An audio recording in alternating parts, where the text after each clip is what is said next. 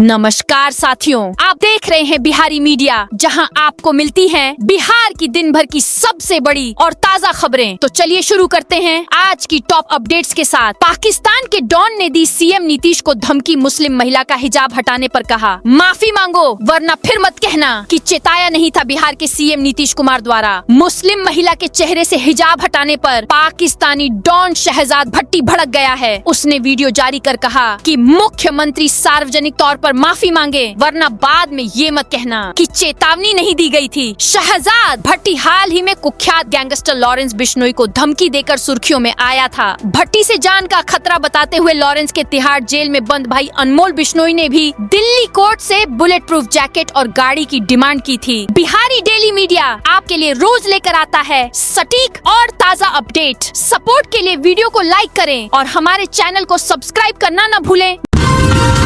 CM Nitish करेंगे कार्यशाला का उद्घाटन। सीएम नीतीश कुमार आज गयाजी में होंगे। बिहार के प्रशासनिक भविष्य की दिशा तय करने वाला 2 दिवसीय उच्च स्तरीय विमर्श मंथन 2025 आज बिपाड में होगा। बिहार लोक प्रशासन और ग्रामीण विकास संस्थान बिपाड की ओर से आयोजित यह कार्यशाला कल तक चलेगी। मंच पर राज्य के शीर्ष प्रशासनिक अधिकारियों की मौजूदगी होगी। इसके अलावा प्रदेश के सभी जिले के डीएम प्रमंडल के आयुक्त होंगे। 2 दिन तक चलने वाले वर्कशॉप का विषय जिला केंद्रित शासन को और मजबूत करना है। खास बात यह भी कि मुख्यमंत्री के आगमन के मद्देनजर विशेष ट्रैफिक प्लान भी तैयार किया गया है, जो बुधवार को प्रभावी रहेगा।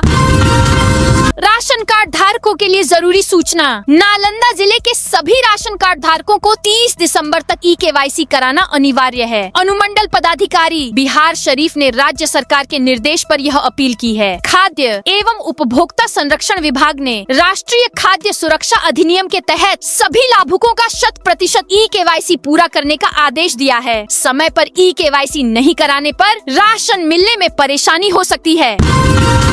बिहार में 22 दिसंबर से कोल्ड वेव का खतरा। बिहार के कई जिले आज भी कोहरे के चपेट में हैं। पटना, बेतिया, गोपालगंज, सीतामढ़ी समेत 12 जिलों में सुबह सुबह घना कोहरा छाया है। प्रदेश का न्यूनतम तापमान फिलहाल 9 डिग्री है। मौसम वैज्ञानिकों के अनुसार 19 दिसंबर के बाद ठंड का असर तेजी से बढ़ सकता है और लोगों को कड़ाके की ठंड का सामना करना पड़ सकता है। मौसम विभाग ने साफ संकेत दिए हैं कि 22 दिसंबर के बाद बिहार में कोल्ड वेव जैसी स्थिति बन सकती है। इसका मतलब है कि कुछ जिलों में दिन का तापमान भी सामान्य से काफी नीचे चला जाएगा।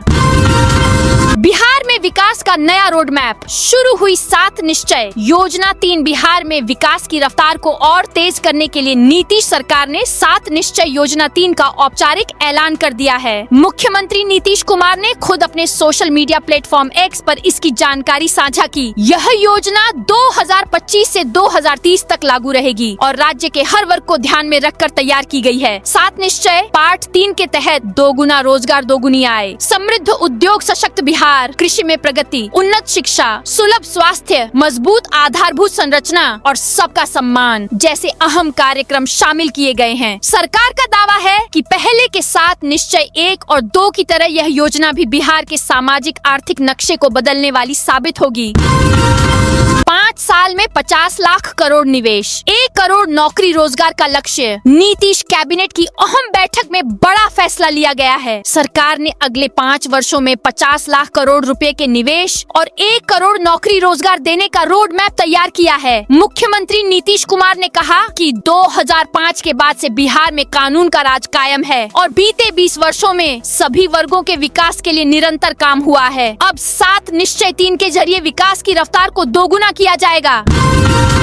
घर बैठे बनेगा राशन कार्ड, पूरी प्रक्रिया ऑनलाइन। बिहार सरकार ने आम जनता को बड़ी राहत देते हुए राशन कार्ड बनाने की प्रक्रिया पूरी तरह ऑनलाइन कर दी है। अब लोग घर बैठे ऑनलाइन bihargov.in पर आवेदन कर सकते हैं। OTP वेरिफिकेशन, दस्तावेज अपलोड और आवेदन की स्थिति की जानकारी SMS के जरिए मिलेगी। इससे पारदर्शिता बढ़ेगी और योग्य लाभुकों को सरकारी योजनाओं का लाभ आसानी से मिलेगा। पटना में एक रूट पर 15 जुलाई 2026 तक बंद रहेगा। ट्रैफिक राष्ट्रीय राजमार्ग प्राधिकरण द्वारा शिवाला चौक से कन्हौली तक सड़क निर्माण कार्य शुरू किया जा रहा है। इस वजह से 18 दिसंबर 2025 से 15 जुलाई 2026 तक इस मार्ग पर सभी प्रकार के वाहनों की आवाजाही पूरी तरह बंद रहेगी। प्रशासन का कहना है कि यह फैसला सुरक्षा और निर्माण कार्य की गति को ध्यान में रखकर लिया गया है। फेल हुआ तो नहीं कटेगा शिक्षकों का वेतन। शिक्षा विभाग ने सरकारी स्कूलों के शिक्षकों को बड़ी राहत दी है। अब मोबाइल ऐप में तकनीकी खराबी के कारण अगर हाजिरी दर्ज नहीं होती है तो शिक्षकों का वेतन नहीं काटा जाएगा। भौतिक उपस्थिति के आधार पर वेतन भुगतान किया जाएगा, जिससे हजारों शिक्षकों को राहत मिलेगी।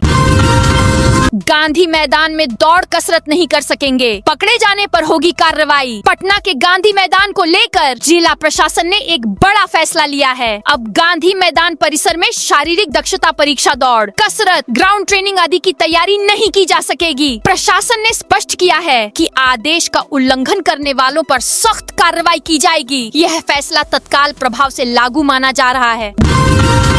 2 करोड़ ठगी के आरोप में राजद नेता प्रदीप गिरफ्तार। रोहतास के नटवार थाना क्षेत्र में 2 करोड़ रुपए ठगी का खुलासा हुआ है। FCI गोदाम से चावल दिलाने के नाम पर करीब 2 करोड़ रुपए की धोखाधड़ी के आरोप में पुलिस ने गोपालगंज के राजद नेता प्रदीप देव सहित 3 आरोपियों को गिरफ्तार कर जेल भेज दिया है।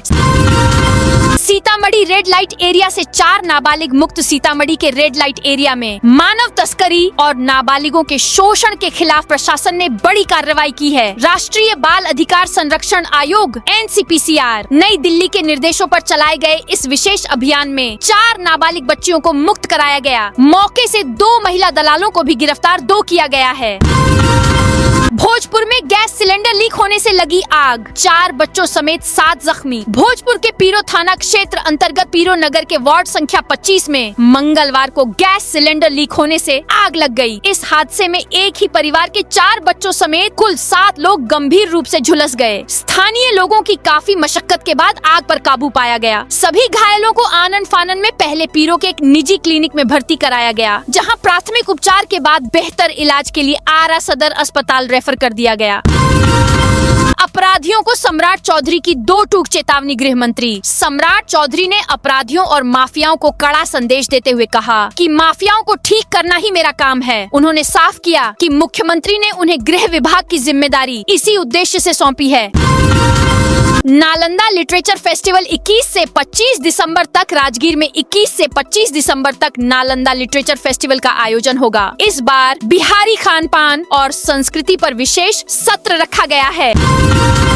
शराब माफिया का नया तरीका, जंगल के रास्ते तस्करी। नवादा में पुलिस ने जंगल के रास्ते शराब तस्करी का भंडाफोड़ किया है। 17 मोटरसाइकिलों के काफिले से करीब 4000 लीटर शराब जब्त की गई, जबकि तस्कर जंगल में फरार हो गए। तो दोस्तों, यह थी आज बिहार की दिन भर की सभी बड़ी खबरें। कल फिर मिलेंगे नई अपडेट्स और ताज़ा रिपोर्ट्स के साथ। धन्यवाद।